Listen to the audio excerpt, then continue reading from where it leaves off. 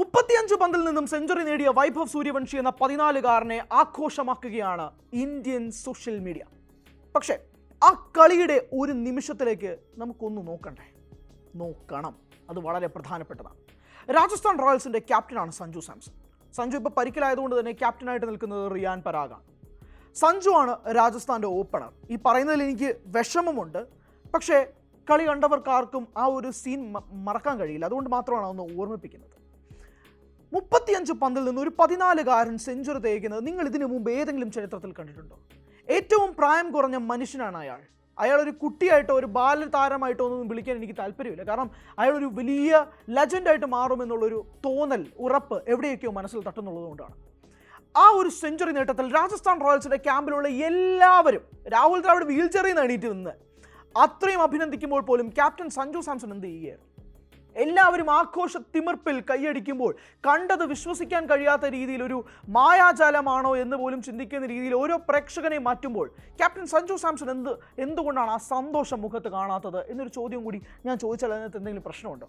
നിങ്ങൾ തന്നെ കണ്ടു നോക്കി ഈ ദൃശ്യം.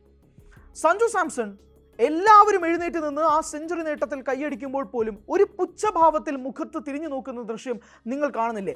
നിങ്ങൾ എന്ത് സിറ്റുവേഷൻ വേണമെങ്കിലും വിളിച്ചോളൂ.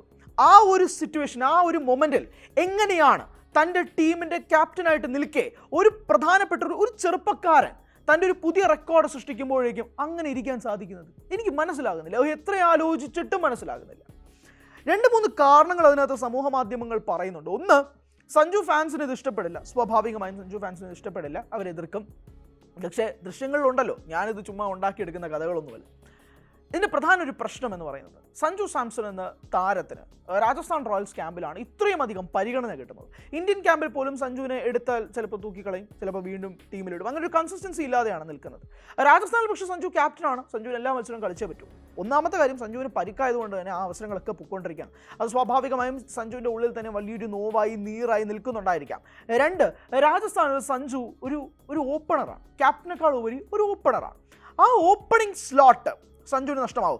വൈഭവ് സൂര്യവംശി കാരണം സഞ്ജുവിന് ടീമിൽ നിന്ന് ഇടം പോകുമെന്നൊന്നുമല്ല ഞാൻ പറയുന്നത്. അത്രയും മണ്ടത്തരം പറയാൻ ഞാൻ ആഗ്രഹിക്കുന്നില്ല. പക്ഷേ ആ ഓപ്പണിംഗ് പൊസിഷൻ പോകാൻ സഞ്ജുവിൻ്റെ കയ്യിൽ നിന്ന് മാറാനുള്ള സാധ്യതയുണ്ടോ എന്നൊന്നും ആലോചിച്ച് നോക്കുക. പവർ പ്ലേയിൽ സഞ്ജുവിന് വളരെ വിശാലമായി കളിക്കാൻ പറ്റുന്ന ഒരു സ്പേസ് ഒരു 14-കാരൻ ചെറുപ്പക്കാരൻ വന്ന് തട്ടിയെടുത്തുകൊണ്ട് പോകുമ്പോൾ സഞ്ജുവിനുണ്ടാകുന്ന ഈഗോ അതിന് പിന്നിൽ ഒരു വലിയ കാരണം ജയ്സ്വാളിന് എന്തായാലും മാറ്റാൻ പറ്റില്ല. എല്ലാവർക്കും അറിയാം, കളി കാണുന്ന എല്ലാവർക്കും അറിയാം, ജയ്സ്വാളിന് എന്തായാലും ഓപ്പണിംഗ് സ്ലോട്ടിൽ നിന്ന് മാറ്റാൻ സാധിക്കില്ല.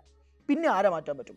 വൈഭവ് സൂര്യവംശി ഇമ്പാക്ട് പ്ലെയറായി വന്ന് ഓപ്പണറായി റെക്കോർഡ് നേട്ടം, IPL റെക്കോർഡ് നേട്ടം സൃഷ്ടിച്ചിരിക്കുമ്പോഴേക്കും ഒരിക്കലും സഞ്ജുവിനെയും നമുക്ക്, അതായത് വൈഭവ് സൂര്യവംശിയെ ടീമിൽ നിന്ന് മാറ്റുമെന്ന് ചിന്തിക്കുന്നത് തന്നെ മണ്ടത്തരം. കാരണം അങ്ങനെ ചിന്തിച്ചാൽ രാജസ്ഥാൻ റോയൽസിന് ഇപ്പോൾ നിൽക്കുന്ന ഒരു വലിയ പ്രശ്നമുണ്ട്, കോഴ വിവാദം.